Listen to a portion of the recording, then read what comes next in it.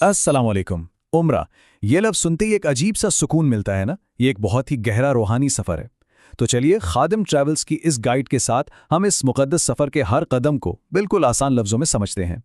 देखें, ये सफ़र सिर्फ एक जगह से दूसरी जगह जाना नहीं है, ये जिस्म के साथ साथ रूह का भी सफ़र है। इसका असल मकसद अपने दिलो दिमाग को रोज़मर्रा की टेंशनों से, फ़िक्र से पाक करना है और बस अल्लाह के करीब होने का एहसास पाना है। तो जैसा कि हर बड़े सफ़र के लिए होता है, उम्रा की शुरुआत भी तैयारी से होती है। अब हम देखते हैं कि प्लेन में बैठने से पहले हमें क्या क्या ज़रूरी काम करने होते हैं। सबसे पहले आती है रूहानी तैयारी, और ये सफ़र असल में घर से ही शुरू हो जाता है। मतलब सच्चे दिल से अपने गुनाहों की तौबा करना, अगर किसी से कोई गिला शिकवा है तो उससे माफ़ी मांग लेना, और हाँ, ये भी यकीनी बनाना कि इस सफ़र के लिए जो पैसा इस्तेमाल हो रहा है वो हलाल हो। ये दिल की तैयारी आखिर में सबसे अहम। रूहानी तैयारी के बाद अब आती है जिस्मानी तैयारी की बारी। देखिए, एहराम की मुक़द्दस हालत में दाखिल होने से पहले कुछ चीज़ें ज़रूरी हैं, जैसे कि नाखून काटना, गैर ज़रूरी बाल साफ़ करना और मुकम्मल गुस्ल करना। ये सारे काम आपके जिस्म को इस अहम मरहले के लिए तैयार करते हैं। अच्छा, अब बात करते हैं एहराम की। एहराम का नाम सुन के जहन में सिर्फ दो सफ़ेद चादरें आती हैं, है ना?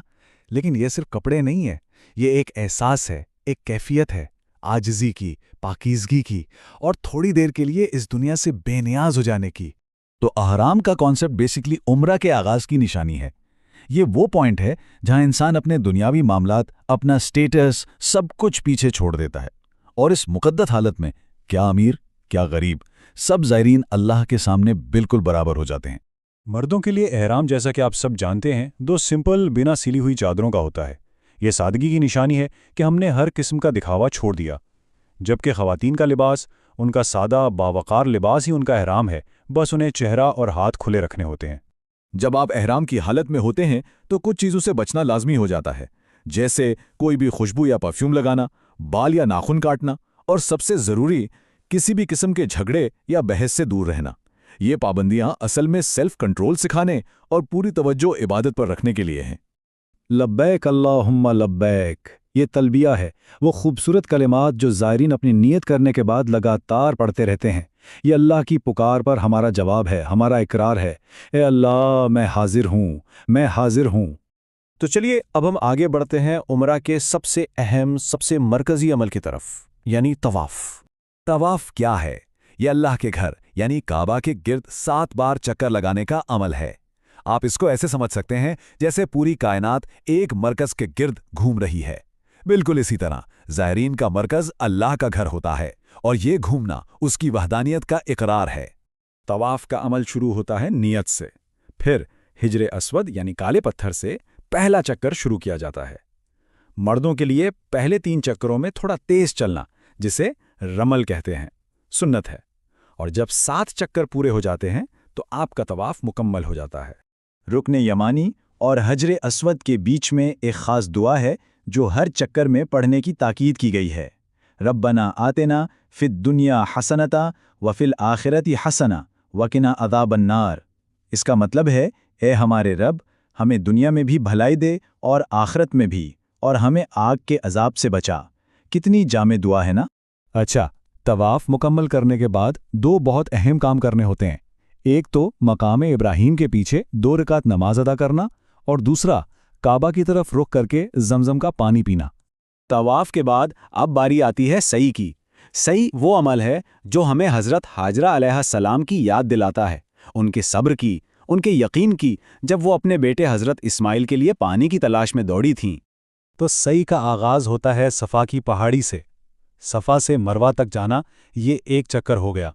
रास्ते में जो सब्ज़ बत्तियां लगी हैं उनके दरमियान मर्द हजरात को थोड़ा दौड़ना होता है। इसी तरह कुल 7 चक्कर पूरे करने होते हैं, और आखिरी चक्कर मरवा की पहाड़ी पर जाकर ख़त्म होता है। चलिए अब बात करते हैं इस आखिरी और लाजमी अमल की, जो उम्रा के मुकम्मल होने की निशानी है और जिसके बाद एहराम की सारी पाबंदियां ख़त्म हो जाती हैं। उम्रे की तकमील होती है बाल कटवा कर। मर्दों के लिए अफजल तो ये है कि वो सर मुंडवा लें, जिसे हल्क कहते हैं, लेकिन बाल छोटे करवाना भी बिल्कुल जायज़ है। जबकि ख़वातीन सिर्फ अपने बालों के सिरे से थोड़ा सा हिस्सा काटती हैं, और बस इस अमल के साथ ही एहराम की हालत ख़त्म हो जाती है। और इस आखिरी अमल के साथ आपका उम्रा मुकम्मल हो गया।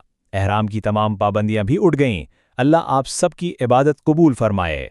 ویسے تو مدینہ منورہ جانا عمرہ کا حصہ نہیں ہے، لیکن یہ اس سفر کا ایک ایسا خوبصورت حصہ ہے جو آپ کے روحانی تجربے کو مکمل کر دیتا ہے۔ اس کی فضیلت بہت زیادہ ہے۔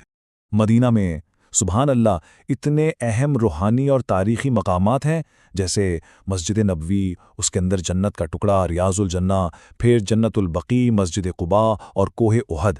ان سب جگہوں کی زیارت آپ کے سفر کو اور بھی یادگار بنا دیتی ہے۔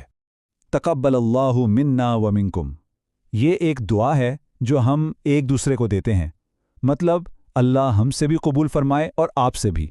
اس میں ایک امید ہے کہ اللہ ہم سب کی کوششوں اور عبادتوں کو قبول کر لے۔ اگر آپ چاہتے ہیں کہ آپ کا یہ روحانی سفر آسان اور بہترین طریقے سے گزرے تو آپ پروفیشنل ہیلپ کے لیے خادم ٹریول سے ضرور رابطہ کر سکتے ہیں۔ اور آخر میں ایک سوال چھوڑ جاتے ہیں آپ کے لیے، اس گہرے سفر سے ہم ایسے کون سے سبق سیکھ کر گھر لے جا سکتے ہیں جو زندگی بھر ہمارے کام آئے؟ کیونکہ یہ سفر صرف ایک رسم نہیں ہے، بلکہ یہ ایک نئی شروعات، ایک تبدیلی کا آغاز ہو سکتا ہے۔